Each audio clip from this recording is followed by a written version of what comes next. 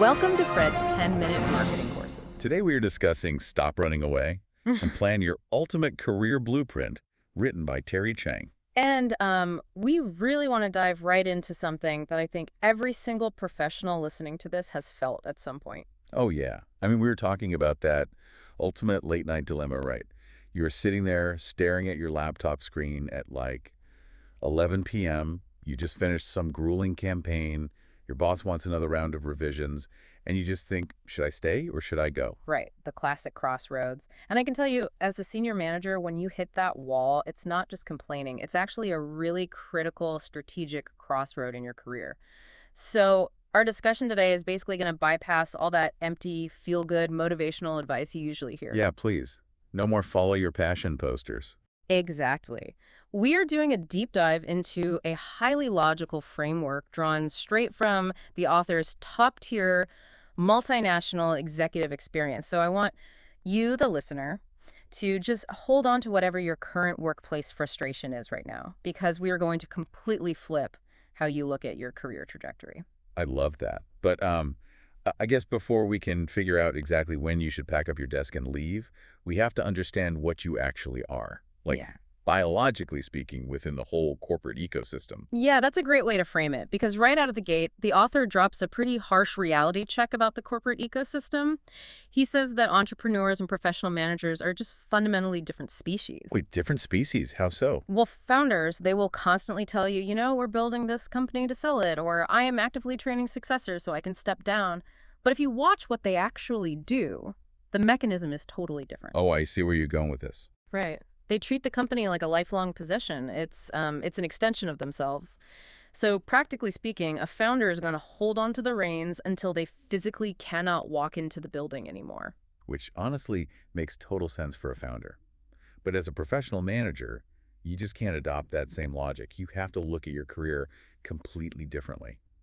I actually like to use a consumer electronics analogy for this. Okay, let's hear it. Think of a professional manager like a smartphone operating system. As an OS, you are fundamentally designed to require version updates. So changing companies isn't some weird anomaly. And it definitely isn't a sign of disloyalty. Right. It's an absolute biological necessity for your career path.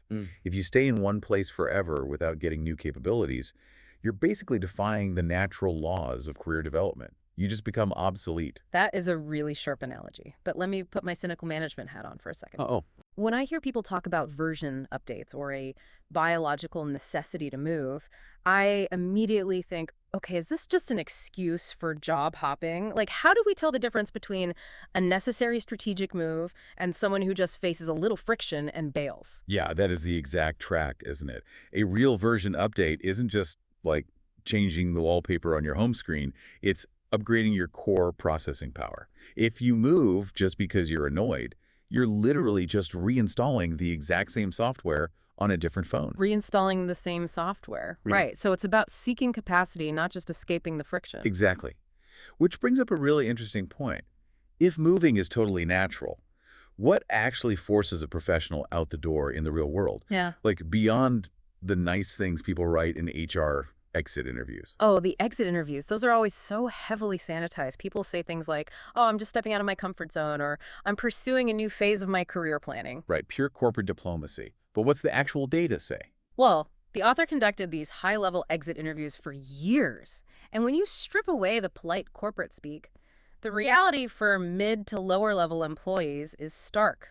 Over 80% of them leave because they simply cannot stand or they fundamentally do not trust their direct manager. 80%. No. Wow. But I have to say, as a frontline marketer, that resonates so deeply with me. Oh, really? You felt that? Oh, 100%. There is nothing more demoralizing than having your actual expertise just neutralized by micromanagement. Like imagine you're running this massive B2C online event. Okay, setting the scene. You've done the consumer research, you know the electronics market trends inside and out, you've built this flawless user journey, and then your direct boss steps in and starts micromanaging the budget down to the literal dollar. Or worse, they start tweaking your visual layout at the last second because, I don't know, they prefer blue. Oh, wow. Yeah, making entirely subjective changes to your objective data. Exactly. And it just strips away all your creative freedom. When your boss overrides you like that, they aren't just changing a color. They are making you responsible for the failure of a campaign that you don't even control anymore. You're taking the blame without having the power. Yes. And in those moments, the urge to just pack up your desk and run is so overwhelming. I completely get that. But here's where the dynamic shifts in a really fascinating way. When you look at high-level executive, that trigger actually changes. They aren't leaving over petty visual tweaks. They leave almost entirely due to a loss of autonomy. Autonomy, like losing their actual power to make decisions. Precisely. And it rarely happens with a big dramatic demotion. It's quiet. Usually it happens during a corporate restructuring. A company decides they want to flatten out their organizational structure to be more agile. The dreaded agile restructuring. Right. So suddenly, a senior executive who used to run a whole division is totally marginalized. Their title is exactly the same. They're still VP of whatever. But the actual mechanism of their power is gone. Their budget control gets routed through some committee. Their strategic input gets diluted by cross-functional teams. So they basically just have an empty title. Exactly. And the moment that practical autonomy vanishes, they walk. They know a title without the budget to execute is just an empty chair. And as a leader, you just have to accept this reality. Bill Hewlett, the co-founder of HP, he had this brilliant philosophy about it. What do you say? He openly admitted that you simply cannot keep everyone. Demanding lifelong loyalty from employees is actually anti-human nature. The goal isn't to build a cage to trap your best people. The goal is that when they inevitably need that next version update, they look back and see your company as the best place they ever worked. That is such a healthy way to look at management. But, okay, let's say you have a totally valid reason to leave, like your micromanaging boss or you lost your executive autonomy. People still make really impulsive, terrible decisions when they quit, don't they? Oh, constantly. Even with good reasons, they botch the exit. And to understand why, we have to look at this incredible real-world case study from the author. It shows just how blinding that frustration can be. Okay, what happened? So, the author gets this frantic phone call on Christmas Eve from a desperate CEO friend. One of his absolute star young managers had just suddenly resigned out of nowhere. On Christmas Eve. That's intense. And I'm guessing this wasn't just some junior coordinator. Not at all. This young executive held absolute power over two major product lines. He controlled everything, R&D, manufacturing, all the way down to the final marketing rollout. He was running this massive, highly complex B2B and B2C ecosystem, total autonomy. Wow. So he had exactly what all those executives are looking for. Why would he throw that away? Well, that's what the author had to figure out. He's brought in to intervene. Now, normally a manager would sit the guy down and treat the symptom. Right. You ask, why are you leaving? Do you want more money? Or are you mad at the CEO? Right. You try to offer a counterproposal. Exactly. But the author used this completely counterintuitive tactic. He didn't ask a single question about salary. He refused to ask why the guy was leaving. Instead, he just sat down and hit him with two really abrupt questions. Where are you going? All right. And what are your weaknesses? Oh, wow. That would be so jarring when you're geared up for a fight about your salary. Yeah. But psychologically, that is brilliant. Right. Why does that work? Because when people hit that breaking point where they just want to quit, they suffer from really profound cognitive fatigue. Your brain's prefrontal cortex, which handles long-term strategy, it basically just shuts down. It just goes offline. Totally. You become entirely obsessed with the why. You start magnifying every single tiny flaw of your current job. Yeah. Every annoying email, every late-night revision. You use it all to rationalize your need to just escape. You get tunnel vision on the pain. Yes, you literally lack the neurological bandwidth to answer a strategic question like, where are you going? Because your brain is just screaming, how do I get out of this burning building? So asking those two abrupt questions, the author violently pulled that manager out of his complaint loop. He forced him to look at his career strategy instead of just staring at the emergency exit hatch. But, and this is the real tragedy of cognitive fatigue, sometimes that intervention just comes too late. The manager was so mentally depleted that it didn't work. He ended up leaving anyway. Oh, no.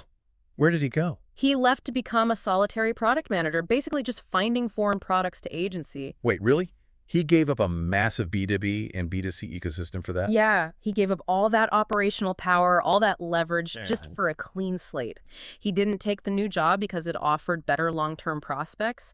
He took it because he was utterly exhausted. He focused entirely on escaping rather than strategizing. That is just heartbreaking. He basically traded compounding career leverage for like an empty inbox. So if we know cognitive fatigue makes us blind, how do we protect ourselves? Like, what is the blueprint so we don't just run away? Well, this brings us to the core framework of the author's philosophy. He has this great analogy called shells on the beach.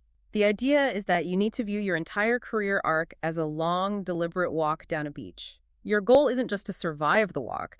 Your job is to pick up very specific shells, which are highly targeted skills, to eventually build a final, complete puzzle. Okay, so you aren't just grabbing whatever shiny shell is closest to your foot. You have to actively hunt for the missing pieces. Exactly. And to see how this mechanism actually works, let's look at the author's own career path. Because it is incredibly deliberate. He started out at a small trading company. That was his first shell, learning guerrilla sales. Oh, guerrilla sales.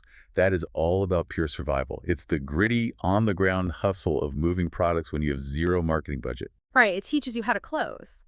But he realized a limitation. If you only know guerrilla tactics, you top out at middle management. You don't know how to build a scalable machine.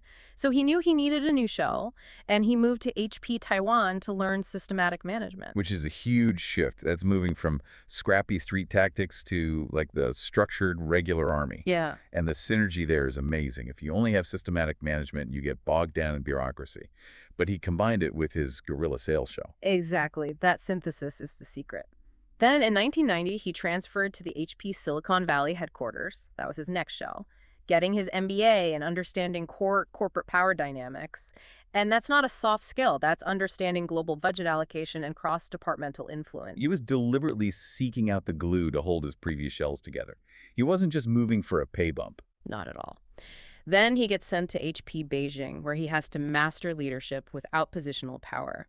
He had to influence engineering and marketing teams in a massive new market without necessarily having the dictatorial title to force them to listen.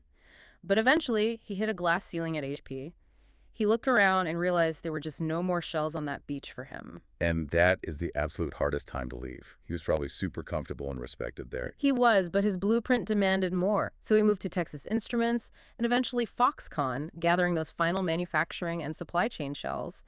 And he completed his puzzle to become a CEO by age 60. Wow. You know, to really drive this synthesis home for our listeners, let's bring it back to a consumer electronics analogy. Building your career is exactly like building a smart home ecosystem. Okay, I love this. Walk me through it. So you buy a smart speaker. That's your first job skill. Maybe it's basic copywriting. It's great. It plays music. It tells you the weather. But eventually you realize to have a real setup, you need smart bulbs. And then you need a smart lock. But they have to work together. Right. Exactly. That is the mechanism of the ecosystem. You don't buy a smart lock because you're bored of talking to the speaker. You buy it because when it integrates with the speaker and the bulbs, you unlock a higher level capability. Automation. You open the door, the lights go on, the music plays. Right. Your career shells have to do the same thing. They shouldn't just sit next to each other on your resume. They need to synthesize. And the golden rule here is you do not buy the smart bulbs because you suddenly hate your smart speaker. That is such a brilliant way to frame it. You buy them because your blueprint demands that specific capability. Exactly. You should never leave a job out of spite, or because you're panicked, or because your boss is annoying. You only leave because you actively require a specific new shell for your ecosystem. Which really highlights the devastating cost of ignoring this blueprint. If you jump ship without knowing what shell you need, if you just take the first job that lets you escape, the author has a really hard-hitting quote about this. He says, "The real enemy is not the outside competitor. It is oneself and time." Time. Yeah. It's the ultimate unrecoverable resource. It is the hidden cost of a reactive move. Think about that young manager on Christmas Eve. He took a job just to escape. If you spend 3 years in a lateral role that gives you 0 new strategic shells, you aren't just enduring 3 boring years. You're losing the compounding interest of your own career momentum. Precisely. You are actively delaying your ultimate goal because you spent 3 years sprinting in the wrong direction. The market does not wait for you to figure out your blueprint. So we really want to challenge you, the listener, with some actionable advice today. If you are sitting there right now mentally drafting that super satisfying resignation letter because you're annoyed at your boss, just stop. Put the pen down. Take a breath. Open your professional bag and really look at your shells. What capabilities do you actually have? What structural shells are you desperately missing to reach your ultimate goal? Does your current job truly have 0 shells left for you to extract? And most importantly, does the next job actually have the exact puzzle piece you need? Or is it just an empty stretch of beach that only looks good because it's not where you are right now? Think of yourself as a tech product. What specific new feature does your next version update actually need? Figure that out before you make your next move. Yeah, that's the perfect way to look at it. You really have to know your own specs before you try to upgrade. Thank you for listening. If you have any thoughts on today's episode or marketing topics, feel free to leave a comment below the video. This is Fred's 10-Minute Marketing Courses. See you next time.